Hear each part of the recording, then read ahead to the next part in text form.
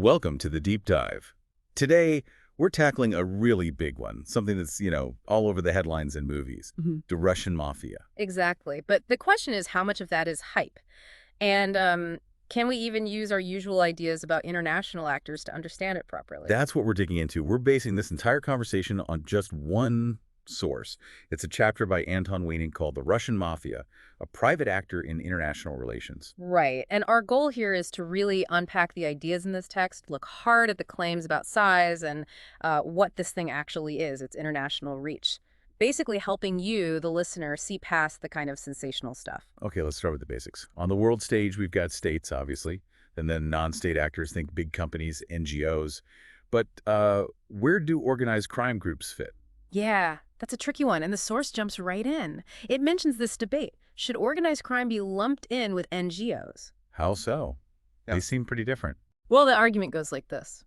NGOs are usually private in form, meaning not part of the government, but public in scope, working for some kind of social good, right? Right, yeah. Organized crime, on the other hand, is private in form and private in scope. It's all about its own illicit profit. Makes sense. But, and this is the key point the source makes, both are definitely private, not governmental. So in that sense, they could both be seen as non-governmental actors internationally. Right. So to make this clearer, the author suggests a way to categorize these players. Yes, a taxonomy. It's pretty straightforward based on its two things. Form is its state or non-state, and scope is its main goal, public or private. Okay, lay it out for us. What are the types? So type I, private form, private scope. This is where you find your regular private businesses, but also criminal organizations. Interesting. Puts them in the same structural box right off the bat. Exactly. Then type 2, private form, public scope. This is your typical NGO, aiming for public benefit. But the source notes groups like terrorist organizations might fit here too. It's important to remember this classification isn't about good or evil. Just structure. Got it. Precisely. Type 3, public form, private scope. Think criminal rings inside government.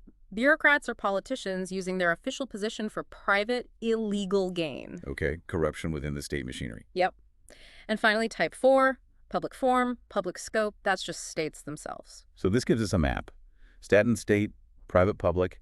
And crucially, it's not about whether they're legal or illegal activities. Right, which is why applying it to the Russian Mafia gets messy, because first you have to define organized crime, and that's, well, a whole debate in itself. The source mentions that, right? You Criminologists argue about it, and we shouldn't look for some simple, unchanging definition. Exactly. So for this discussion based purely on this text, the working definition is kept simple. Criminal organizations or groups are basically groups of people who organize to commit crimes, and they fit that type I, private in form and scope. That's it. No mention of size or how long they last. Nope. The author deliberately leaves that out, keeps it basic. Even organization is just defined conventionally. 2 or more people, agreed rules, working together. Well, there's a catch. Yeah. The source immediately says, look, what if many of these so-called criminal organizations are really just loose, temporary networks? Maybe we should be focusing on the networks, not forcing them into an organization box. Okay, that leads to another distinction the source makes about different kinds of crime that is organized. Yes. 3 main types are laid out. First, organized crime proper, crime by actual criminal organizations or groups, private form, private scope, the classic definition. The mob, gangs, that sort of thing. Right. Second, corporate crime. This is when people inside legal private companies use that company structure for crime. Like massive fraud within a big firm, or maybe truckers smuggling goods for their company. Exactly. And third, state organized crime, which is basically corporate crime, but the actors are inside government organizations. That seems like a really crucial distinction, especially for Russia. Absolutely. So the big question the source keeps coming back to is, can the Russian Mafia be seen as a private actor in international relations? And based on that taxonomy, if it fits the strict organized crime definition, private, then yes, it would be. It would be. But the source immediately complicates things. It argues that figuring out what the Russian Mafia actually is on the ground, well, it's not straightforward at all. And that starts with just trying to figure out how big it is. We hear these huge claims, right? Ominous proportions, global threat from the CIA, Chains Intelligence, CSIS. The author mentions those assessments, but is pretty critical. It says they often lack scientific value because they don't explain how they got their numbers or what theory they're using. You need to show your work, basically. Fair enough. So what numbers does the source present, even with caveats? It mentions Russian MVD figures. Yeah, Ministry of Internal Affairs figures. Around 5,000 groups, maybe 20, 25,000 core members, possibly millions sort of cooperating. These numbers supposedly jumped up a lot between 89 and 92, then kind of leveled off. And registered crimes followed a similar path, up then stable. Around 2.5 million registered crimes in the mid-90s, yeah. But here's where the source really pushes back. It compares Russia to the Netherlands. Russia? 147 million people? About 2.5 million registered crimes. Netherlands? Only 16 million people, but registers 1.2 million crimes. Hold on. Russia has nearly 10 times the people, but only double the registered crime. That can't be right. That's exactly the point. If you took those numbers seriously, Russia's crime rate per person would be 5 times lower than the Netherlands. The author finds this completely unbelievable. So why are the Russian figures considered so unreliable in this text? 2 main reasons given. First, this holdover habit from Soviet times where police just didn't register crimes. High crime stats look bad for the state, so they often only logged cases they thought they could solve. Yep. Second, people just didn't report crimes much. There was this feeling the police might be corrupt, maybe even working with the criminals.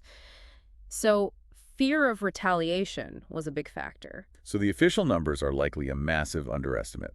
Makes looking at trends pretty meaningless. Pretty much. Then the source looks just at the number of organized crime groups. Official figures went up like 3,000 in 92 to maybe 8,000 by 96. But again, that doesn't automatically mean more crime. Right. Could be better police work, or they changed how they counted, or groups split up, or, and this is interesting, threat inflation. Threat inflation, what's that? The idea mentioned is that maybe, just maybe, when Western aid started flowing in to help Russia fight organized crime, there was an incentive for Russian authorities to make the problem look bigger to get more assistance. Huh. That adds another layer of doubt. Yeah. Different definitions mean wildly different numbers anyway, right? Totally. MVD counts thousands. But the Russian Foreign Ministry in 2000, they estimated only 11 big communities, 234 groups, 5,000 members, maybe 70 groups active abroad. And the FBI. Even fewer. Using a tighter definition in 95, they thought maybe 200, 300 groups in Russia, only 52 in the U.S. The range is just huge. The source mentions trying to count specific types of crime, too, like banditry or economic crime. Yeah, but you run into the same data problems, and economic crime is tricky because it could be organized crime, corporate crime, or state-organized crime. The data doesn't help you separate them. So quantitatively, the picture painted by this source is, well, a blur. We just don't really know the scale. Exactly. Which leads us from quantity to quality. What is the nature of this thing called the Russian Mafia? The source really questions the idea of it being one single unified organization, like a pyramid. It brings in Mark Galeotti's view. Yes, he describes it not as monolithic, but as this wide mix of different groups. You've got Chechen gangs, ethnic Russian businessmen smuggling stuff, even ex-army guys selling weapons. Diverse bunch. Do they have anything in common, according to Galeotti in this text? He points to 4 things. A brutal code of conduct, respect for the old Vori visa cone, the traditional thieves' caste, close links with political and business elites, and just massive ambition. What about structure? Are they organized? Some groups definitely seem to be big city groups with leaders, territories, collecting protection money into a common fund, an obshak. But the source stresses that a lot of it might be much more fluid, more like networks than rigid hierarchies. And the history matters here, too. This isn't just a post-Soviet invention. Not at all. Organized crime in Russia goes back centuries, survived Stalin even. But a key shift happened after 1985. The old Vori Code was strict about not cooperating with the state. And the new guys. They increasingly sought cooperation with party officials, state managers. The source argues that mafia-type structures, blending criminals, officials, even law enforcement, were already forming in the shadow economy back in the 60s and 70s. So the lines were blurring way before the Soviet Union collapsed. Definitely. And after 91, it got even blurrier. You had new people coming in, athletes, veterans from Afghanistan, and the old Vori lost influence. So it became really hard to tell who was who. Exactly. Hard to distinguish private gangsters from corrupt former officials.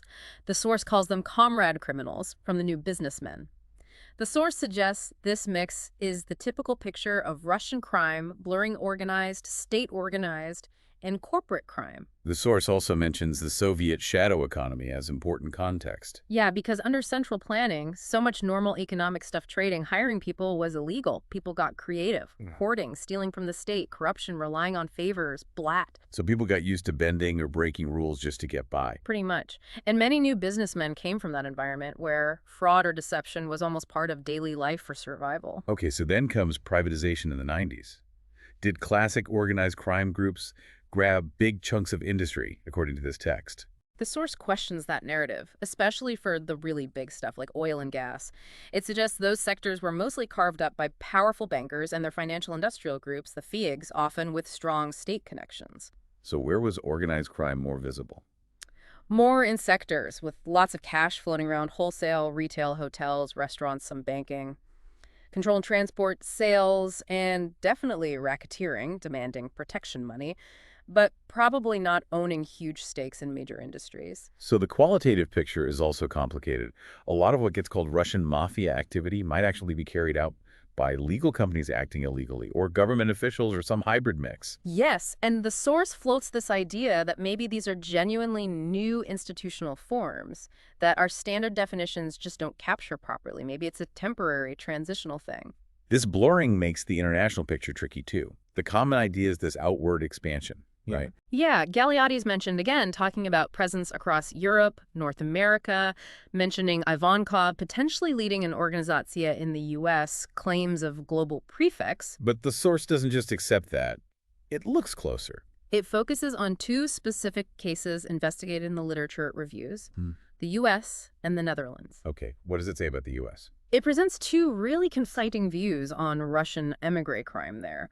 On one side, you have law enforcement, media, some academics seeing it like the Cosa Nostra, hierarchical, maybe run by Ivankov. And the other side? Researchers like Finkenauer and Aukener, they dug into U.S. police data and found, well, basically no evidence of that kind of hierarchy. Really? So what did they find? Mostly individual operators or small ad hoc teams coming together for specific schemes, mainly sophisticated economic crime, fraud, money laundering, not so much traditional rackets. They found very limited support among U.S. police for the idea of a serious Russian organized crime problem in the U.S. in that hierarchical sense. And their conclusion was pretty strong, wasn't it? The source quotes it directly. It's striking. They said Russian organized crime in America is, first, not Russian, second, not a mafia, and third, not even organized crime. Ruskaya mafia, yet. Wow. Yet. That's a direct contradiction to the big threat narrative, like from CSIS, which the source also mentions. Yeah, the source critiques CSIS, suggesting they might have cherry-picked data to fit a pre-existing narrative of an ominous challenge. It points out CSIS mentioned a survey, but seemed to ignore findings in that same survey that didn't support their view. Why does that dramatic Cosa Nostra image persist then, according to the source? Well, there's a suggestion mentioned that it's just sexy. It makes for better stories, maybe justifies bigger budgets or more attention for law enforcement and media. Okay, what about the Netherlands? Similar picture. Similar findings to Finkenauer and Waring, the source says, but without a large Russian émigré community. There was some media buzz about killings of shady entrepreneurs, but no big Russian gang wars happened. What kind of crime was seen? Some organized crime involving trafficking women, but often involving criminals from Central and Eastern Europe more broadly, not just Russia. Car theft by East Europeans, but not always clearly organized. And financial crime seemed more likely corporate crime, not classic OC. So the Dutch police conclusion. Serious but limited, according to the source. This really drives home the point about blurred lines, especially internationally. The source warns against confusing legal companies or state actors with organized crime. Yeah, the Bank of New York scandal is a key example discussed. Initially played up as a massive mafia money laundering operation. But it wasn't. According to the source, digging deeper revealed involvement of legal Russian banks, big firms like Yukos Oil, and connections reaching high into the Russian government and those powerful FEs. So less about gangsters in tracksuits, more about suits in boardrooms, potentially. That's the kind of distinction the source pushes for. These FIGs, their leaders often linked to shady dealings, maybe even criminals, but ownership is masked by holding companies, offshore accounts involving state agencies, politicians. It's murky. And the chaotic privatization made it even harder to tell if these massive flows of money were state-linked or purely private. Exactly. The source concludes that for the really big international stuff, illegal resource exports, capital flight, billions moving around legal entities, maybe acting criminally, are almost certainly involved. The main international threat isn't necessarily violence, but the contamination of the global financial system. So money laundering, helping capital flight, that's maybe the core international business of this phenomenon, rather than expanding turf. That's what the source argues. It's a different kind of threat, perhaps, than the typical mafia image suggests. It implies the structure and its links to power might be fundamentally different from older organized crime models. Okay, so wrapping up this deep dive, the source makes it clear that looking at the Russian mafia as a private international actor is really complex, both in theory and practice. Yeah, the author argues pretty strongly against just stretching the NGO concept to fit organized crime. Better to stick to the private versus public scope distinction. And empirically, those neat boxes, organized crime, corporate crime, state organized crime, they just don't seem to fit the Russian reality described here very well because the lines are so incredibly blurred. Leading to that idea of potentially new institutional forms that we don't have good labels for yet. But the source is also clear, even with the confusion and maybe exaggeration, crime is a huge problem for Russia itself, a major obstacle. So a better, more nuanced understanding is definitely needed, moving beyond the stereotypes. Absolutely. And that leaves us with a final thought for you, the listener, to chew on. Given how tangled up the state, legal businesses, and criminal elements seem to be in the picture painted by this source, what does that really mean for how we study things like non-state actors or organized crime internationally? Do we need to shift our focus? Maybe less on identifying specific groups and more on, say, tracking the money Yeah. or understanding the complex power networks that allow all this to happen. Something to think about.